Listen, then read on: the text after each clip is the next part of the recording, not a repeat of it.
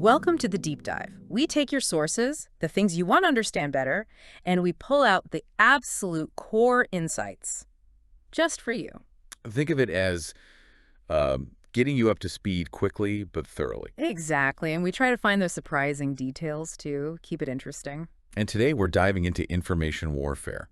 We're drawing on some really interesting work by Martin C. Libicki. Yeah, and what's great about these sources is they cover both sides, the tech, the hardware and software, but also the psychology. Right, the human element. So our listener, you're looking to really get a solid grasp of this, connect the dots, have those aha moments maybe, but without getting totally swamped in detail. So our mission, if you will, is to distill the crucial stuff from this text on info warfare. What are the different types? What does it all mean? Okay, let's get started. Let's unpack this. So the author kicks things off by framing information technology as, well, a tool for finding targets. Makes sense in military context, right? Sure. But what's interesting is he immediately adds this caution. He suggests it might actually be a second best system. Second best. Compared to what? Compared to actual human observation, especially in what he calls open environments, messy, unpredictable situations. Ah, okay. So high tech isn't automatically the winner. It raises questions about relying purely on tech in the real world. Definitely. Then he lays out three initial kinds of information warfare. There's cyber warfare, attacks on computer systems. Right. Intelligence warfare, which is attacks by systems. And then the first one we're really going to dig into, electronic warfare, or EW.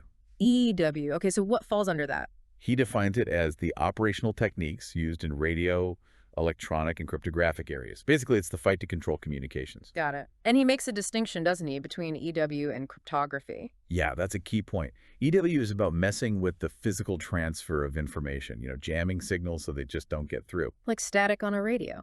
Exactly. Yeah. Whereas cryptography works on the information itself, scrambling it, unscrambling it. It's about the bits and bytes, the content. And he points out this isn't exactly brand new stuff. Not at all. He uses the example of Britain fighting off the Luftwaffe in World War II. Their electronic measures and their code breaking worked hand in hand. And that crucial decision they made. Oh, yeah. Deciding not to react immediately to every German move, specifically to protect the fact they'd cracked Enigma. That's textbook information warfare, really high-stakes stuff. Absolutely. That history gives it real context. Then he shifts focus within EW to anti-radar. Says it's a huge part of it. The battle against radar systems? Right. It's this constant back and forth, jamming the radar, then developing counter-jamming, and so on. It sounds like a very technical cat-and-mouse game. It really is. Older radars used a single frequency. Relatively easy to jam if you found it. But not anymore. No, modern radars jump between frequencies incredibly fast, so the jammers have to be way more sophisticated. How so? Well, they need to, instantly lock onto the radar signal, figure out its frequency even as it changes, generate the right jamming signal, and beam it back to basically blind the radar before the real reflection returns. Wow. So it's all about speed and complex signal processing. Precisely.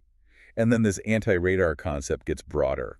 He talks about anti-sensor techniques. Like the flares planes use against heat-seeking missiles. Exactly like that. It's about disrupting any kind of sensor that relies on detecting a specific signature, whether it's radar waves or infrared heat.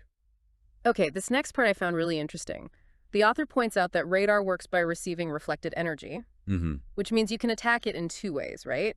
You can interfere with the signal going out or the signal coming back. Yeah, it's vulnerable on both ends. And this ties into another trend. The falling cost of digital signal processing is making it practical to separate the part sending the signal from the collector, the part receiving it. Separating them, what's the advantage there? Well, you could deploy lots of cheap emitters, almost like bait. Bait. Yeah, like sponges to soak up any anti-radiation missiles that the enemy fires, protecting your more valuable collectors. You end up with what he calls a large virtual dish of sensors, all networked together. Huh. A distributed sensor network. Exactly. But there's a catch. If you make your outgoing signals more complex, maybe to hide them better. Then figuring out what the returning signals mean gets much harder. Your collection algorithms need to be way more sophisticated. Right. And this whole trend points towards moving away from, say, big manned aircraft doing all the target finding. Towards these distributed sensor networks instead. Drones, ground sensors, all feeding data back. That seems to be the direction. But And this is a big but the author highlights. There's always a catch. The Achilles heel. These distributed systems absolutely depend on reliable communication links. They need to talk to each other, talk to command, talk to the weapons. And if you can break those links, then the whole system starts to fall apart. yeah. And that's where electronic warfare, jamming, or what he calls soft kill methods. Soft kill, meaning disabling without destroying. Right. It becomes super important again in this sensor-rich environment. If you can jam the links from local sensors back to the network. You could create blind spots, areas where your forces can move without being seen by that network. Potentially, yeah. Virtual blank areas, he calls them. And he stresses this, how well that works depends entirely on the specific design, the architecture of the sensor system you're attacking. You need to know its weak points. Makes sense. It's not a magic bullet. And just looking ahead briefly, he mentions future tech. Satellites, AI for sifting through all that data, maybe even quantum computing playing a role down the line. It's a field that just keeps changing. Okay, so that's EW.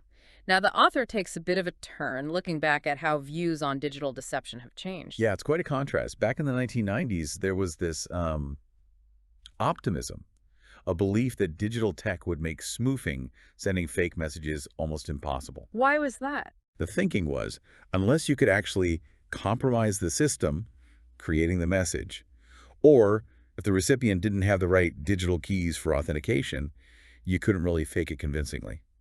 That sounds, well, not like today. Not at all. The author puts it bluntly. Hacking has become a state-driven tool. That implies a whole different level of resources, skill, and strategic purpose behind it now. So the cyber domain is a major battleground, no question. Definitely. And related to that is cryptography. Around 1995, the view was that crypto, scrambling your messages, unscrambling theirs, was the quintessential act of information warfare. The core activity. Pretty much.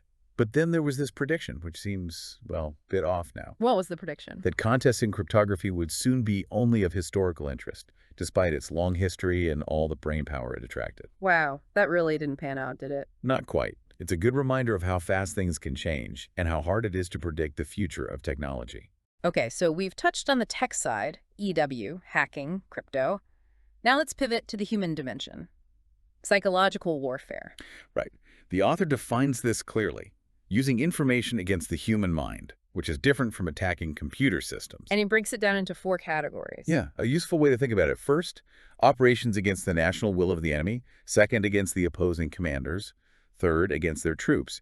And fourth, this broader idea of cultural conflict. And he asks those fundamental questions. Is this really war? Is it new? Let's start with the first one.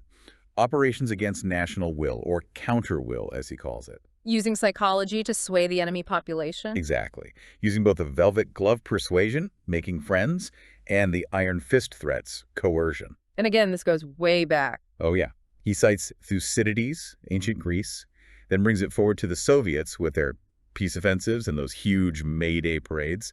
It's always been a tool of statecraft. And ultimately, isn't breaking the enemy's will the whole point of most military action anyway? That's a key point he makes. It's often the underlying goal. And he gives some really stark, quite disturbing examples of military actions having huge psychological effects. Like the bombing campaigns in Iraq. Or more recently, the impacts we've seen in places like Gaza, Kharkiv, and the atrocities reported in Bucha. These have profound psychological consequences beyond the physical destruction. And the Mogadishu example is powerful too. Incredibly. Aidid's forces took much heavier casualties, militarily speaking. But the images. The images of the U.S. Rangers' bodies being dragged through the streets, broadcast back home, that had a decisive effect on American public opinion. It led to withdrawal. So Aidid essentially won an information victory, even with military losses. You can definitely argue that. It shows how powerful images and narratives can be, sometimes more powerful than bullets. And the author notes how things are speeding up now, with the 24/7 news cycle, social media. Right. Social media creates its own narratives, often completely outside of official control. It's a much wilder information environment. And it's interesting, he talks about this potential localizing effect. We thought the internet would create one global village. But maybe the rise of all these micro-broadcasters, influencers, niche online communities, maybe it's actually fragmenting how people see the world, create more echo chambers. It's definitely different from the Vietnam War era, where one or two network news shows were broadcasting into most living rooms each night. Totally different landscape now. And he points out different groups within a population react very differently to media. Some might believe everything, some nothing, some the exact opposite of what's intended. And some just tune it all out. Right. Which leads him to this fascinating idea about computer agents. AI filtering your news. Sort of. The idea that you could have agents curating personalized news feeds, pulling from archives, real-time stuff, creating your own unique information bubble. He even calls it Me TV. Me TV. Okay, so moving on from national will, let's talk about influencing commanders, the power of the counter-commander. The idea being that confused leaders are a sign of trouble. Exactly. The author says nothing signals defeat quite like confused and disoriented commanders. Because they're the link between the strategy and the action on the ground? Precisely. In large organizations, they translate the big picture goals from above into actual tasks for the people below them. So if you can mislead the enemy commander at that operational level, That's a huge win in information warfare. a critical objective. And history provides great examples here too. Like the D-Day deception. Yeah, getting the Germans to believe the main landing would be at Calais, or the Japanese believing the U.S. counterattack after Pearl Harbor would come from the Aleutians. And those worked because Because the deceivers understood what the other side expected to happen, what their ingrained beliefs were, and played on that. understanding your enemy's mindset. Crucial. Absolutely. Okay, the last category under psychological warfare is cultural conflict. This one feels a bit broader, maybe harder to define. It is. He asks, does this kind of cultural struggle even count as psychological warfare? But he points to the real anxiety in many Western countries about, quote, cultural invasion, whether from refugees or just the spread of different cultural norms. And that anxiety can be manipulated. Easily. He notes it's a short step from that unease, that fear or resentment, to actually accusing others of mounting a direct attack on your culture. So cultural identity itself becomes a potential battleground in the information space. It seems so. It's sensitive territory. Okay, so let's try to pull this all together. This deep dive has taken us through quite a bit. It has. We've seen electronic warfare evolving, from basic jamming to tackling these complex sensor networks. We saw the shift in thinking about digital security from that 90s optimism to today's reality of state-level hacking. And we explored psychological warfare in its different forms, hitting national will, confusing commanders, influencing troops, and even using culture as a weapon. And hopefully, for you listening, this has given you a clear, insightful picture of these complex topics without being too overwhelming. That was the goal. Which brings us to a final thought, something for you to maybe chew on. Given how technology keeps racing forward, but human psychology seems pretty constant, what do you think the most critical battlegrounds will be in information warfare going forward? Yeah, and what does that mean for how we, as individuals and societies, need to think about the information we consume every day? How do we navigate it all? Something to consider.